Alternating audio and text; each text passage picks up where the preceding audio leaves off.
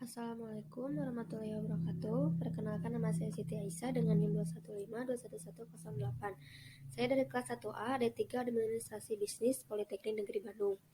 Di sini saya akan mempresentasikan sebuah buku yang berjudul The Power of Habit, Charles Duhigg, untuk memenuhi mata kuliah pengembangan karakter. Baik, kita mulai. Buku The Power of Habit adalah sebuah buku yang menguraikan tentang kekuatan habits dan bagaimana cara menemukan good habits. Buku ini dibuat ketika seorang Charles gagal untuk tidak membeli sebuah cookies dari kantin kantornya. Padahal dia adalah seorang jurnalis yang hebat peraih Pulitzer Prize. Tetapi dia tidak tahan untuk menahan godaan dan terus membeli cookies tersebut setiap harinya. Dia memiliki inisiatif bagaimana cara merubah pola ini dan akhirnya dia berhasil. Setelah itu, dia meneliti beberapa kegiatan-kegiatan dari teman dan perusahaan-perusahaan tertentu. Penelitian ini menjadi boom dan juga menjadi besar sampai berubah banyak sekali para karyawan dan juga para individu di dalam merubah kebiasaan tersebut. Dari bangun tidur sampai mau tidur lagi, berjalan melangkah, makan, minum, dan melakukan hal aktivitas lainnya. Ternyata itu tidak terlepas dari sebuah kebiasaan yang pernah kita lakukan dari saat kita kecil sampai saat ini. Di dalam buku ini isinya ada beberapa yang saya ambil. Salah satunya seorang tokoh yaitu bernama Travis.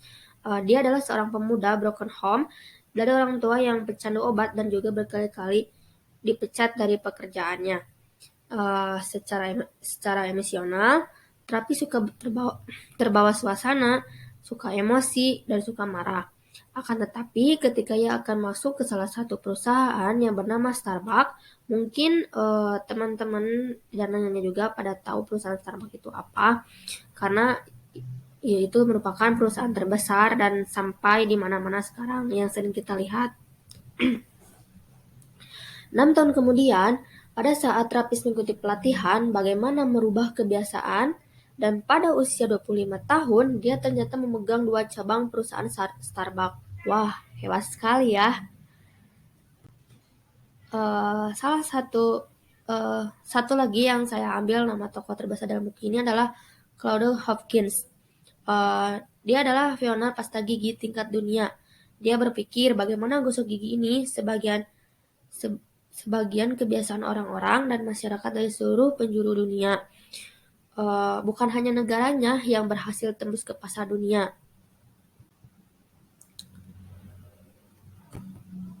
Oke, baiklah. Bagaimana untuk mengetahui kebiasaan itu tercipta? Poin ke-1 yaitu ada lingkar kebiasaan. Jadi melakukan sesuatu itu terjadi atas 3 unsur. Yang pertama ada isyarat, rutinitas, ganjaran atau otak.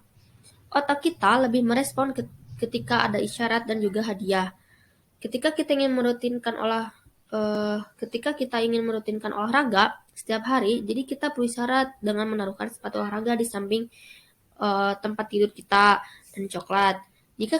Jika ketika kita ingin isyarat tersebut dan hadiah tersebut, otak kita secara tidak langsung ingat dengan rutinitas. Kebiasaan itu berjalan terus, kemudian menjadi sebuah habits, dan setelah kita terbiasa, kita tidak perlu lagi isyarat dan juga hadiah. Kalau kita lihat dari buku itu ada contoh melihat bagaimana proses Hopkins membersihkan sebuah kebiasaan yang mendatangkan pada diri kita. Jadi syaratnya mulut bau dan tidak segar. Kemudian hadiahnya segar dan jenisnya menggosok gigi. Poin kedua yang saya ambil dari buku tersebut yaitu kebiasaan lama tidak akan pernah hilang.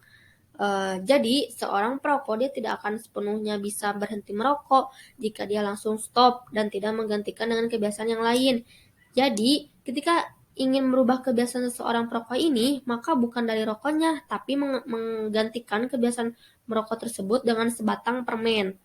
Ketika dia langsung berhenti dari rokok, otomatis dia akan stres dari kebiasaan lamanya itu. Banyak contoh-contoh lain bagaimana merubah kebiasaan, bagaimana mengganti kebiasaan tersebut dengan kebiasaan yang lebih baik lagi. Poin yang ketiga yang saya ambil dari buku tersebut adalah fokus kepada kebiasaan kunci atau domino efek. Jadi ketika kita fokus pada kebiasaan kunci, maka kebiasaan positif tersebut berjalan secara otomatis.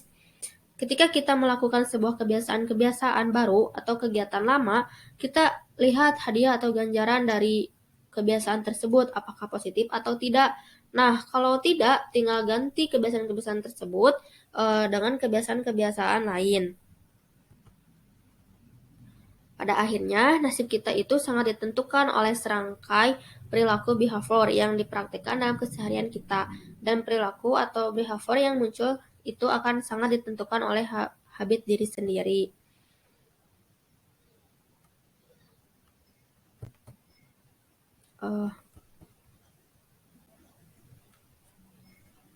Ada sebuah fenomena menarik tentang habit formation. Fenomena ini disebut Keystone habit. Ada yang tahu nggak? Mohon maaf. Keystone habits Keystone habits merupakan sebuah kebiasaan yang merupakan kunci untuk membentuk beberapa kebiasaan baik sekaligus. Jika kita baru membentuk sebuah habits, maka kita perlu mengambil Keystone habits sebagai habit yang harus kita bentuk. Ada 4 kiat untuk membangun yang habits yang saya temukan di dalam buku tersebut, yaitu yang pertama, start small, text by step. Yang kedua, lakukan di jam yang sama. Yang ketiga, cantumkan yang habits pada OLD habits. Yang keempat, ada pilih teman yang punya good habits. Yang pertama, smart. Positive mindset adalah sejenis watak yang senantiasa berfokus pada break sport dan bukan selalu mengeluh atas beragam keadaan. Kalau kita menanamkan sebuah kebiasaan baru yang menantang, ada baiknya diawali dengan small step. Small wins itu penting. Begitu kata para peneliti perilaku. Kemenangan kecil itu akan termotivasi kita untuk terus bergerak ke level yang lebih tinggi. Sebaliknya, memulai sebuah kebiasaan baru dengan target yang langsung menjulang biasanya akan lebih mudah gagal. Kenapa action pertama harus sok simpel dan mudah dilakukan? Sebab pada dasarnya kita semua ini pemalas dan punya resistance to change. Untuk melawan inersia atau kecenderungan malas bergerak yang bersemayam salam raga kita itu, maka action pertama harusnya sok simpel. Contoh action yang sok simpel, alih-alih mau baca buku 3 atau 4 buku per minggu, cukup mulai besok baca 1 halaman buku saja tiap malam sehabis sholat maghrib. Just one page. Kiat yang kedua yaitu lakukan habit pada jam yang sama. Lakukan habit yang ingin kita bangun pada jam yang sama tiap harinya. Misal membaca buku setiap malam jam setengah 7, setengah 8, atau melakukan olahraga setiap habis sholat subuh. Habit yang dilakukan pada jam yang sama akan lebih mudah nempel dalam perilaku keseharian kita. Yang ketiga adalah cantumkan yang habis pada OLD habits. Misalnya, kita sudah punya ritual sholat maghrib, maka kita bisa cantumkan habits baru.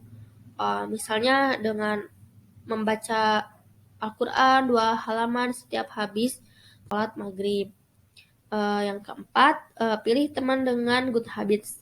Pilihlah teman yang mempunyai habits yang ingin kita bangun. Misal kita ingin rajin olahraga, maka bertemanlah dengan orang-orang yang suka olahraga. Atau kita ingin rajin ke masjid, maka bertemanlah dengan orang yang rajin sholat 5 waktu di masjid.